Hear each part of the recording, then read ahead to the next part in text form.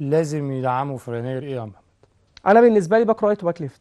باك رايت. باك رايت وباك ليفت الاثنين. الاهلي عنده 3 باك رايت. بس ما فيش لاعب فيهم يقدر يوصل بيك للبطولات الكبيره بنفس منافسه الهافات والفراوده اللي موجوده على مستوى الدوري الافريقي او مستوى الفرق اللي عندها سكواد ليست قوي. امم انت ما عندكش باك رايت قوي وما عندكش باك ليفت قوي. انت عندك باك رايت بيقدم مباراه. كوكا ما بيأديش في الفتره اللي فاتت، ما تحسنش شويه في الناحيه الشمال؟ ما بيأديش بشكل جيد في ناحيه الشمال. بيأدي مستوى جيد على مين؟ ما امم هو انت برضه، انا بتكلم عن المستويات اللي احنا هنقابلها. طب خلينا نعكسها على منتخب مصر. مين الباك ليفت عندك القوي؟ مين الباك رايت القوي اللي يقدر ينافس في دوري ابطال افريقيا او في كاس افريقيا امم للمستويات اللي احنا بنشوفها في اوروبا؟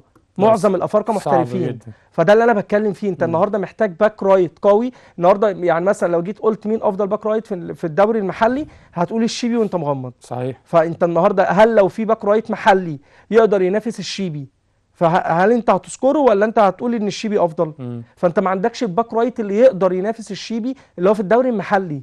فتخيل الشيبي ده رقم كام في منتخبه؟ هو امم منتخب افريقي. امم فده اللي انا بتكلم فيه ان هو انت. دلوقتي بقى رقم واحد بعد اصابه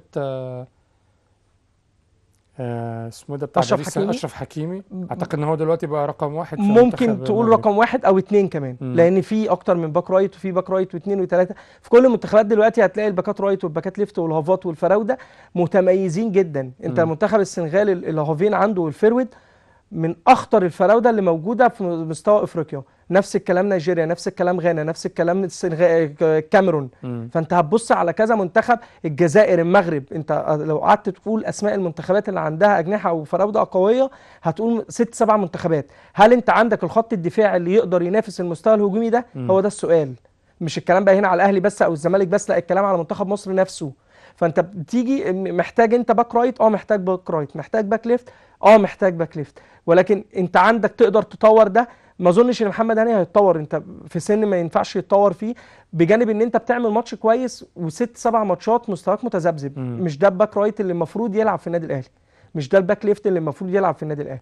ما تجيش انا عشان عملت باك ماتش كويس كباك رايت يقول ان انا بقى عندي خلاص باك رايت كويس، ويبقى انا كده مقتنع ان انا كمدرب ما اقتنع. يعني ما اقدرش اقتنع ان تروب هيقتنع بمحمد هاني ويسيبه هو رقم واحد الا لو ما كانش فيه دعم في يناير بشكل كبير. امم نفس الكلام على المستوى الدفاعي. ما ينفعش يبقى عندي مساك او اتنين هم دول اللي معتمد عليهم والباقي مش موجود عندي.